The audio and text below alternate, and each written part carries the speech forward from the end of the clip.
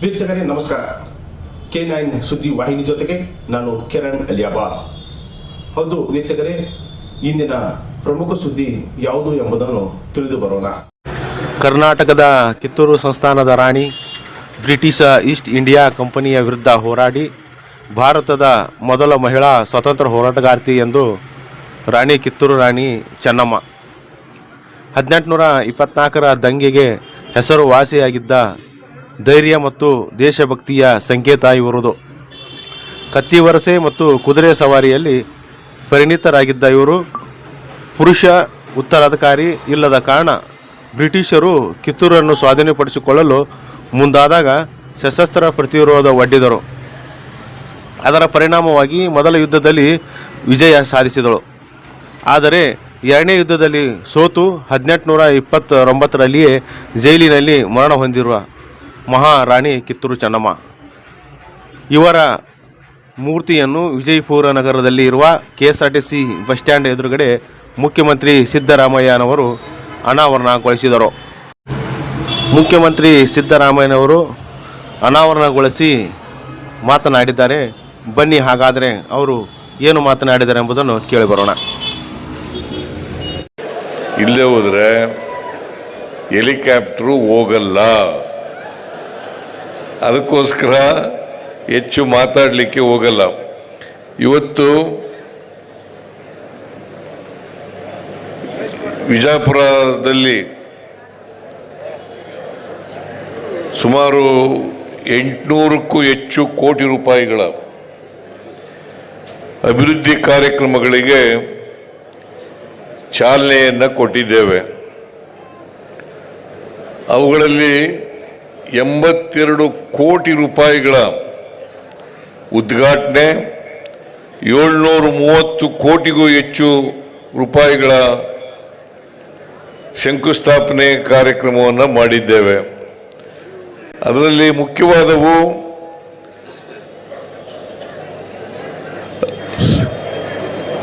ರಾಣಿ ಚೆನ್ನಮ್ಮ ಅವರ ಪ್ರತಿಮೆಯನ್ನು ಲೋಕಾರ್ಪಣೆ ಮಾಡಿರ್ತಕ್ಕಂಥದ್ದು.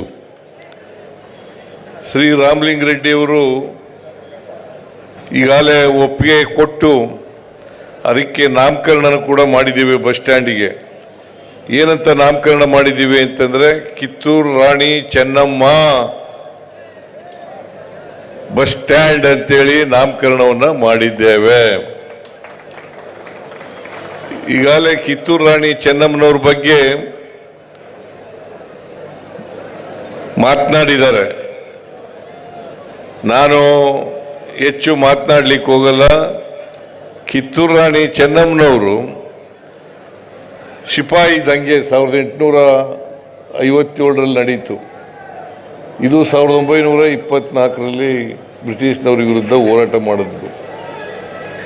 ಅಂದರೆ 33 ವರ್ಷಗಳ ಮುಂಚಿತವಾಗಿಯೇ ಬ್ರಿಟಿಷ್ನವ್ರ ವಿರುದ್ಧ ಹೋರಾಟ ಮಾಡಿದಂಥ ಕೀರ್ತಿ ಕಿತ್ತೂರು ರಾಣಿ ಚೆನ್ನಮ್ಮನವರಿಗೆ ಸಲ್ತದೆ ಅಂತಕ್ಕಂಥ ಮಾತುಗಳನ್ನು ಹೇಳಲಿಕ್ಕೆ ಬಯಸ್ತಾ ಇದ್ದೇನೆ.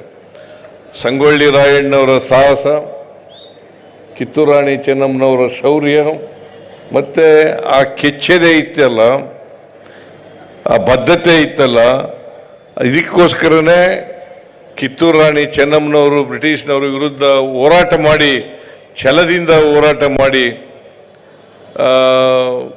ಕ್ಯಾತ್ರೆ ಅಂತ ಒಬ್ಬ ಬ್ರಿಟಿಷ್ ಅಧಿಕಾರಿಯನ್ನು ಸೋಲಿಸ್ತಾರೆ. ಆಮೇಲೆ ಎರಡನೇ ಯುದ್ಧದಲ್ಲಿ ಸೋಲು ಅನುಭವಿಸ್ಬೇಕಾದಂಥ ಪರಿಸ್ಥಿತಿ ಉಂಟಾಗುತ್ತೆ. ಇದಕ್ಕೆ ನಮ್ಮವರೇ ಕಾರಣ ಅಂತಕ್ಕಂಥ ಮಾತುಗಳನ್ನು ಈ ಸಂದರ್ಭದಲ್ಲಿ ಹೇಳಲಿಕ್ಕೆ ಬಯಸ್ತಾ ಇದ್ದೇನೆ. ಬ್ರಿಟಿಷ್ನವರು ಈ ದೇಶವನ್ನು 200 ವರ್ಷ ಆಳಬೇಕಾದ್ರೆ ಅವರು ನಮ್ಮವರ ಸಹಾಯದಿಂದಲೇ ಎಲ್ಲ ರಾಜರುಗಳನ್ನು ಕೂಡ ಸೋಲಿಸಿ ಅವರ ಅಧೀನದಲ್ಲಿ ಇಟ್ಕೊಂಡು ಈ ದೇಶವನ್ನು ಆಳ್ತಾರೆ ಅಂತಕ್ಕಂಥದ್ದನ್ನು ನೋಡಲಿಕ್ಕೆ ಸಾಧ್ಯ ಆಗ್ತದೆ.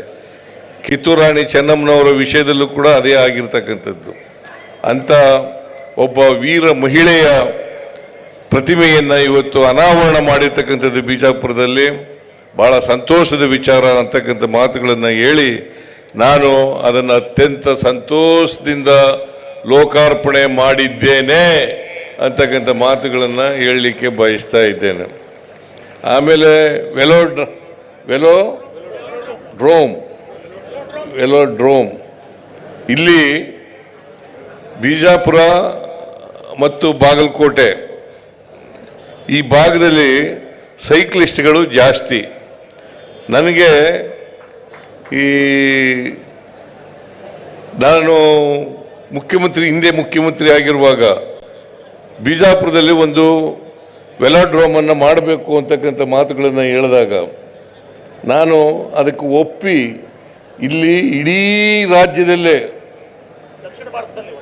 ದಕ್ಷಿಣ ಭಾರತದಲ್ಲೇ ಇದು ಮೊದಲನೇ ವೆಲೋಡ್ರೋಮ್ ಅಂತಕ್ಕಂಥ ಮಾತುಗಳನ್ನು ಹೇಳಲಿಕ್ಕೆ ಬಯಸ್ತಾ ಇದ್ದೇನೆ. ಈ ಭಾಗದ ಸೈಕ್ಲಿಸ್ಟ್ಗಳಿಗೆ ಅನುಕೂಲ ಮಾಡಿಕೊಡಬೇಕು ಅಂತಕ್ಕಂಥ ಮಾತುಗಳನ್ನು ನಾನು ಈ ಸಂದರ್ಭದಲ್ಲಿ ಹೇಳಲಿಕ್ಕೆ ಬಯಸ್ತಾ ಇದ್ದೇನೆ.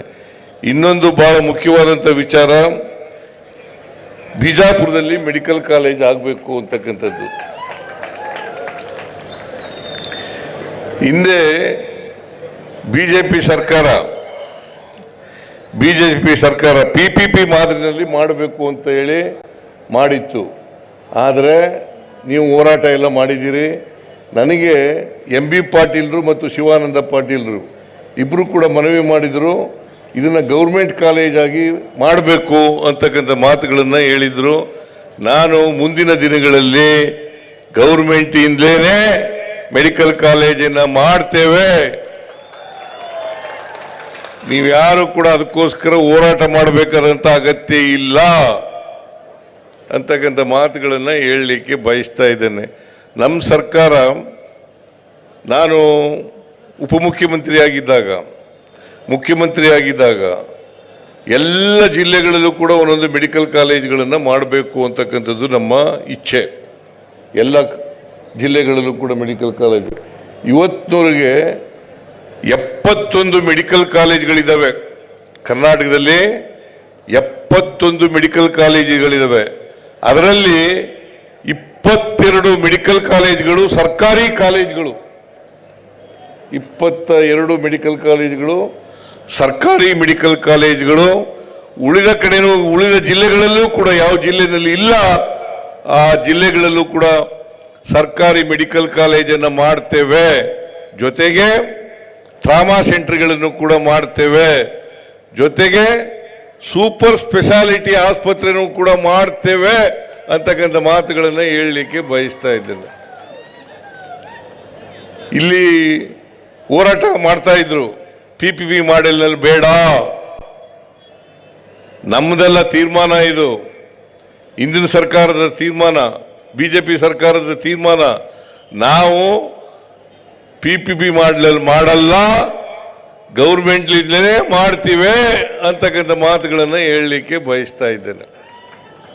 ಅನೇಕ ಇಲಾಖೆಗಳು, ಸುಮಾರು 800 ಕೋಟಿಗೂ ಹೆಚ್ಚು ಕಾರ್ಯಕ್ರಮಗಳು ಇವತ್ತು ನಡೆದಿದ್ದಾವೆ.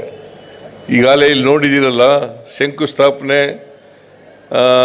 ಉದ್ಘಾಟನೆ, ಇವೆಲ್ಲ ಇವತ್ತು ನಾನು ಅವಕ್ಕೆ ಇನಾಗ್ರೇಷನ್ ಮಾಡಿದ್ದೇನೆ, ಉದ್ಘಾಟನೆ ಮಾಡಿದ್ದೇನೆ. ನಮ್ಮ ಬಸವನಗೌಡ ಯತ್ನಾಳ್ ಅವರು, ಅವ್ರ ಕ್ಷೇತ್ರ ಅನ್ನೋದು ಗೊತ್ತು, ಇದು ನನಗೆ. ಅವ್ರ ಕ್ಷೇತ್ರ ಅಲ್ಲ ಇದು, ಬಿಜಾಪುರ. ಅದರಿಂದ ಅವರ ಅಭಿಮಾನಿಗಳಿದ್ದಾರೆ. ನೀವು ನಮ್ಮ ಅಭಿಮಾನಿಗಳು ಕೂಡ.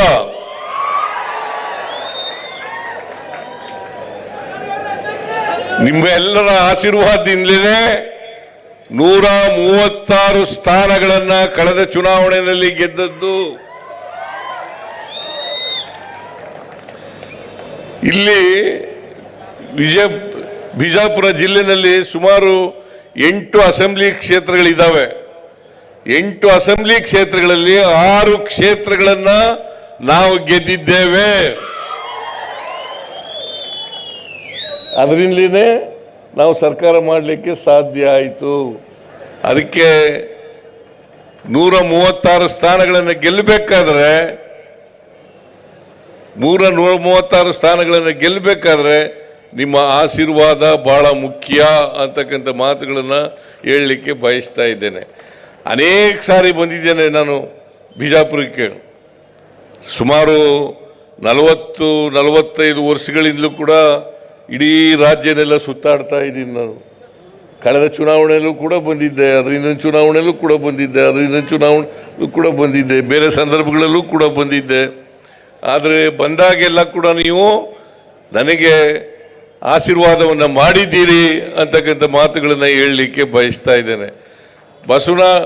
ಬಸವನಗೌಡ ಯತ್ನಾಳ್ ಅವರು ಅನೇಕ ವಿಚಾರಗಳನ್ನು, ಅನೇಕ ಒತ್ತಾಯಗಳನ್ನು ಮಾಡಿದ್ದಾರೆ. ಅವುಗಳಲ್ಲಿ ಬಹಳ ಮುಖ್ಯವಾದದ್ದು ಮೇಲ್ಸೇತುವೆ. 160 ಕೋಟಿ ರೂಪಾಯಿ ಅಂದಾಜು ವೆಚ್ಚದಲ್ಲಿ ಮೇಲ್ಸೇತುವೆ ಮಾಡಬೇಕು ಅಂತ ಮನವಿಯನ್ನು ಮಾಡಿದ್ದಾರೆ. ಅದನ್ನು ಮಾಡಿಕೊಡ್ತಕ್ಕಂಥ ಕೆಲಸವನ್ನು ಮಾಡ್ತೇನೆ ಅಂತಕ್ಕಂಥ ಮಾತುಗಳನ್ನು ಹೇಳಲಿಕ್ಕೆ ಬಯಸ್ತಾ ಇದ್ದೇನೆ. ಗೊತ್ತಾಯ್ತಾ?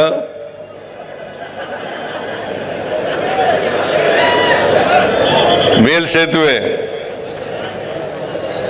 ಅದು ಎಲ್ಲಿಂದ ಎಲ್ಲಿಗೆ 3 ಕಿಲೋಮೀಟ್ರು ಉದ್ದದ ಮೇಲ್ಸೇತುವೆ ಮಾಡಬೇಕು ಅಂತ ಹೇಳಿದ್ದಾರೆ. ಸಂತ ಕನಕದಾಸ ಸರ್ಕಲ್ನಿಂದ ಅಂಬೇಡ್ಕರ್ ಸರ್ಕಲ್ ಮಾಡಬೇಕು, ಶಿವಾಜಿ ಮಹಾರಾಜರ ಸರ್ಕಲ್ವರೆಗೆ. ಭಕ್ತ ಕನಕದಾಸರ ಸರ್ಕಲ್ನಿಂದ ಅಂಬೇಡ್ಕರ್ ವೃತ್ತ ಮತ್ತು ಶಿವಾಜಿ ಮಹಾರಾಜ್ ಅವರ ವೃತ್ತದವರೆಗೆ ಮಾಡಬೇಕು ಅಂತ ಹೇಳಿದ್ದಾರೆ. ಅದನ್ನು ಮಾಡಿಕೊಡ್ತಕ್ಕಂಥ ಕೆಲಸವನ್ನು ಮಾಡೋಣ ಅಂತಕ್ಕಂಥ ಮಾತುಗಳನ್ನು ಹೇಳಲಿಕ್ಕೆ ಬಯಸ್ತಾ ಇದ್ದೇನೆ. ಆಮೇಲೆ ಇದೇ ಸಂದರ್ಭದಲ್ಲಿ ನನಗೆ ಎಂ ಬಿ ಪಾಟೀಲ್ರು ಮತ್ತು ಶಿವಾನಂದ ಪಾಟೀಲ್ರು, ಈ ಜಿಲ್ಲೆಯ ಎಲ್ಲ ಶಾಸಕ ಮಿತ್ರರು, ಜಿಲ್ಲೆಯ ಎಲ್ಲ ಶಾಸಕ ಮಿತ್ರ ಜನಪ್ರತಿನಿಧಿಗಳು, MLAಗಳು, MLCಗಳು ನನಗೆ ಸನ್ಮಾನವನ್ನು ಮಾಡಿದ್ದಾರೆ. ಕಾರಣ ಯಾಕಪ್ಪ ಅಂತಂದರೆ, ನಾನು ದಿವಂಗತ ದೇವರಾಜ ಅರಸರವರು ಅವರ ಎಷ್ಟು ವರ್ಷಗಳ ಅವಧಿ ಇತ್ತು, 7 ವರ್ಷ 239 ದಿನಗಳು ಅವರಿದ್ದರು. ನಾನು 6ನೇ ತಾರೀಕಿಗೆ ಅದು ಸಮ ಆಯಿತು. ಈ ವರ್ಷ 2026 ಜನವರಿ 6ನೇ ತಾರೀಕಿಗೆ ಸಮ ಆಯಿತು. ಈಗಾಗಲೇ ಇವತ್ತು 9ನೇ ತಾರೀಕು, 3 ದಿನಗಳು ಜಾಸ್ತಿ ಮಾಡಿದ್ದೀನಿ ಅಂತೇಳಿ ನಿಮ್ಮೆಲ್ಲರ ಆಶೀರ್ವಾದ, ಕಾಂಗ್ರೆಸ್ ಹೈಕಮಾಂಡ್ನ ಆಶೀರ್ವಾದ, ಸೋನಿಯಾ ಗಾಂಧಿಯವರು, ರಾಹುಲ್ ಗಾಂಧಿಯವರು, ಮಲ್ಲಿಕಾರ್ಜುನ ಖರ್ಗೆಯವರು ಇವರೆಲ್ಲರ ಆಶೀರ್ವಾದದಿಂದ ಇವತ್ತು ನಾನು 2 ಬಾರಿ ಮುಖ್ಯಮಂತ್ರಿ ಆಗಲಿಕ್ಕೆ ಸಾಧ್ಯ ಆಯಿತು. ಅಷ್ಟೇ ಅಲ್ಲ, ಕರ್ನಾಟಕದಲ್ಲಿ ಹೆಚ್ಚು ದಿನಗಳ ಕಾಲ ಮುಖ್ಯಮಂತ್ರಿ ಆಗಿರ್ತಕ್ಕಂಥದ್ದು, ದೀರ್ಘಾವಧಿ ಕಾಲ ಮುಖ್ಯಮಂತ್ರಿ ಆಗಿರ್ತಕ್ಕಂಥ ಅವಕಾಶನೂ ಕೂಡ ಸಿಕ್ಕಿದೆ. ಅದಕ್ಕೋಸ್ಕರ ಈ ರಾಜ್ಯದ ಜನತೆಗೆ ಧನ್ಯವಾದಗಳನ್ನು ಹೇಳಲಿಕ್ಕೆ ಬಯಸ್ತಾ ಇದ್ದೇನೆ. ಇದಕ್ಕೋಸ್ಕರ ಈ ಜಿಲ್ಲೆಯ ಎಲ್ಲ MB ಪಾಟೀಲ್ ಆದಿಯಾಗಿ, ಶಿವಾನಂದ ಪಾಟೀಲ್ ಆದಿಯಾಗಿ, MLAಗಳಾದಿಯಾಗಿ ಎಲ್ಲರೂ ಸೇರಿ ನನ್ನನ್ನು ಗೌರವಿಸಿದ್ದಾರೆ. ಅದಕ್ಕೋಸ್ಕರ ನಾನು ಅವರೆಲ್ಲರಿಗೂ ಕೂಡ ಕೃತಜ್ಞತೆಗಳನ್ನು ಸಲ್ಲಿಸಲಿಕ್ಕೆ ಬಯಸ್ತಾ ಇದ್ದೇನೆ ಅಂತಕ್ಕಂಥ ಮಾತುಗಳನ್ನು ಹೇಳಲಿಕ್ಕೆ ಬಯಸ್ತಾ ಇದ್ದೇನೆ. ನಾನು ಸಮಯ ಆಗಿದೆ, ಅದರಿಂದ ಹೆಚ್ಚು ಮಾತಾಡಲಿಕ್ಕೆ ಹೋಗಲ್ಲ. ಭಾಳ ಮಾತಾಡಬೇಕಾಗಿತ್ತು, ನಮ್ಮದೇ ತಪ್ಪು. ಲೇಟಾಗಿ ಬಂದದ್ರಿಂದ, ನಾವು ಜಲ್ದಿ ಹೋಗ್ಬೇಕಾಗಿರೋದ್ರಿಂದ, ಇದು ನಿಮ್ಮ ತಪ್ಪಲ್ಲ, ನಮ್ಮ ತಪ್ಪು. ಅದಕ್ಕೋಸ್ಕರ ಕ್ಷಮಿಸಬೇಕು ಅಂತಕ್ಕಂಥ ಮಾತುಗಳನ್ನು ಹೇಳಿ ನನಗೆ ಹೆಚ್ಚು ಮಾತಾಡಲಿಕ್ಕೆ ಆಗದೇನೆ ನನ್ನ ಭಾಷಣವನ್ನು ಮುಗಿಸ್ತೇನೆ. ನಿಮ್ಮೆಲ್ಲರಿಗೂ ನಮಸ್ಕಾರ.